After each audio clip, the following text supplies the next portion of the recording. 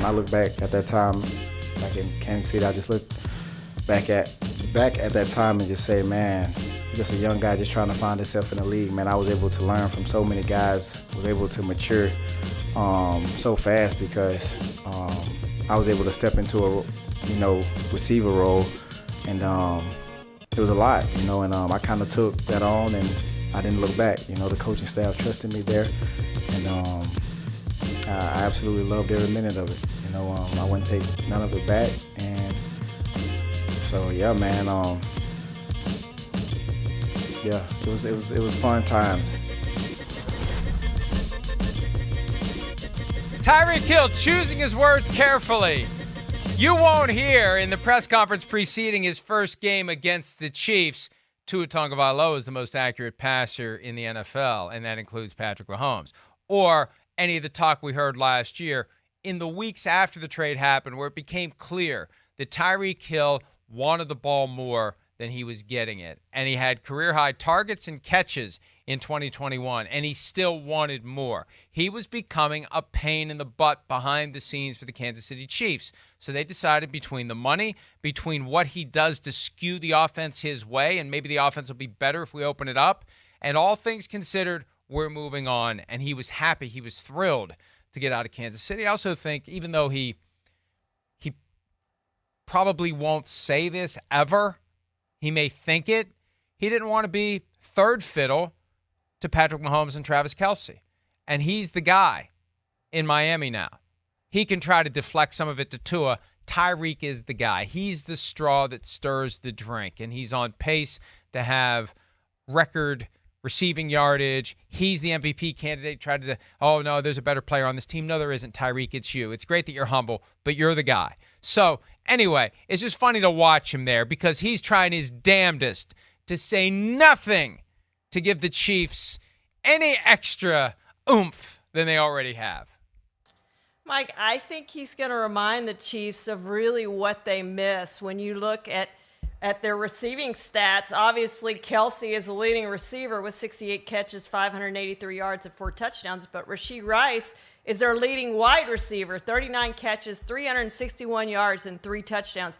And you're right. If Tyreek Hill was in Kansas City doing what he's doing now, and he wouldn't be doing what he's doing now, but if he was and had the same statistics that he has right now, which are leading the NFL, 109 receiving yards per game, already over 1,000 yards, we would not be talking about him as the MVP candidate. Maybe a little bit, but we'd be saying, oh, Patrick Mahomes, Patrick Mahomes, Patrick Mahomes, Patrick. He's never going to win that award over Patrick Mahomes.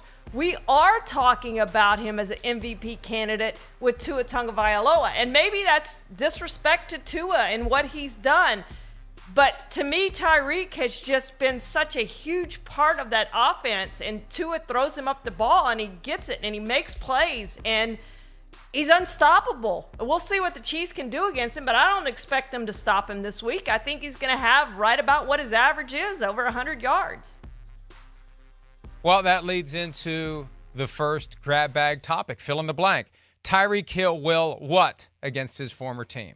That's it. Remind his former team of what they miss, because I do think they miss him. And they're trying to replace him. And they went back and got Mecole Hardman. And he's not really the answer. He's certainly not Tyreek Hill. They miss Tyreek Hill. They won the Super Bowl last year without it. Without him. I get that. They won a Super Bowl without him. But they are a better team, Mike, with Tyreek Hill than without Tyreek Hill. Well, the easiest one for me is Tyreek Hill will lose to his former team, even if he has a big game. I just feel like, and this comes from something that Peter King observed last year when he went to the Seahawks-Buccaneers game in Germany. He's going to join us in about 15 minutes or so. He said it feels like a conference championship game. It's a big game. Yeah. And the Chiefs know all about big games. What have the Dolphins done in a big game setting? This year, last year, they're still learning. They're still working their way toward functioning in a big game setting. And that's where I think the Chiefs will be fine. And I think the thing that helps the Chiefs the most, getting embarrassed by the Broncos last week as the precursor to this big game in Germany. I just think Chiefs step up. Mahomes wills them to getting more points, and they will take it personally. Tyreek said enough stuff last year that Patrick Mahomes surely filed away, just as a way. You know, everybody says all the right things. Everybody's nice. Everybody's friendly, but there's a fire burning deep down. That fire is going to be burning a little bit more for Patrick Mahomes to go out there and out-duel Tua and Tyreek with whoever he has. Travis Kelce, whoever else. I just feel like that's the end result, but Tyreek still will have a big game. All right, let's talk about Giants-Raiders. And the only reason Giants-Raiders is newsworthy is because of what happened in Las Vegas this week with the firing of Josh McDaniels. Antonio Pierce, now the interim head coach. Here is Davante Adams, who was last seen throwing his helmet down in disgust on Monday night on the vibe within the Raiders after Mark Davis asked Josh McDaniels to pack his stuff and leave. I mean, at this point, don't get it confused. It's not a celebration that we have a new coach and, there's been changes made. We obviously, I think it was time, one way or the other, it was time for some sort of change, just to bring a little juice in and revitalize the team a little bit. And I think it's more of a mindset that we're trying to, not force, but just have moving forward to just be as positive as possible. Okay, so buy or sell, we will see a revitalized Raiders team and a happier Davante Adams against the Giants. Yes, I think that's going to be true, Mike. I think that the Raiders they were looser yesterday. In the locker room, everybody said, oh, they were playing around, they were laughing, they were having fun. We saw it with them a couple years ago when they got rid of Gruden and Rich Bisaccia came in. They end up, there it is right there. Rich Bisaccia comes in, leads them to the playoffs. They get to the playoffs. And frankly, Mike, you go back to that point, they should have kept, and he's my good friend, but they should have kept Rich as the head coach. And I think they would have been better off today than where they are. Now looking for another head coach and spending $80 million or whatever it is on former head coaches. So, yes, I think they're going to be – I don't know that they're going to win, but I think Davante Adams is going to get more than one catch this week. I think they're going to make a commitment to get him the football, which you need to do. He's one of the best receivers in the NFL, just like we were talking about with George Pickens. Get him the football, make him happy, and I think it'll make you happier as an offense. But are they going to win with Aiden O'Connell? I don't know about that.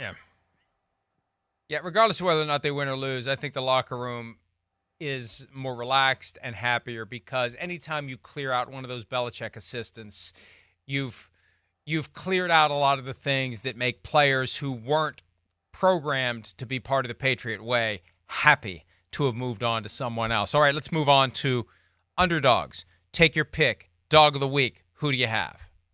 I'm going to take the Seahawks, 6-point underdogs to the Ravens. The Ravens scored 31 against the Cardinals last week, but they had only 268 yards. They benefited from those Cardinals' 4 turnovers. Seattle's not going to turn the ball over. Their D has held opponents to 20 points or fewer in 4 consecutive games. And by the way, they've added Leonard Williams. We're going to get to see him against the Ravens. So I think the Seahawks can hold up. They may not win the game, but I think it'll be fewer than 6 points, Mike. I'm taking the Panthers getting 3 at home against the Colts. The Colts have not been impressive with Gardner Minshew. I was all in for Minshew's opportunity to lay the foundation to be a starter somewhere else next year. It started well until it didn't. It's been shaky lately. The Panthers showed me something last week in beating the Texans, who I think are a better team than the Colts right now. And Frank Reich, the coach of the Panthers, said yesterday it's not personal, taking on the Colts. Baloney. Frank, I know you said what you had to say, but it is personal, and you do want to stick it to Jim Irsay. It's okay. You don't have to say it. We know it. Got fired when he shouldn't have been fired, replaced by Jeff Saturday, who had no business being an NFL head coach. And Frank Reich wants to show a little something to Jim Irsay. So give me the Panthers +3. Hi, it's Mike Florio. Thanks for watching PFT on YouTube. Hit subscribe for the latest news and analysis from Pro Football Talk.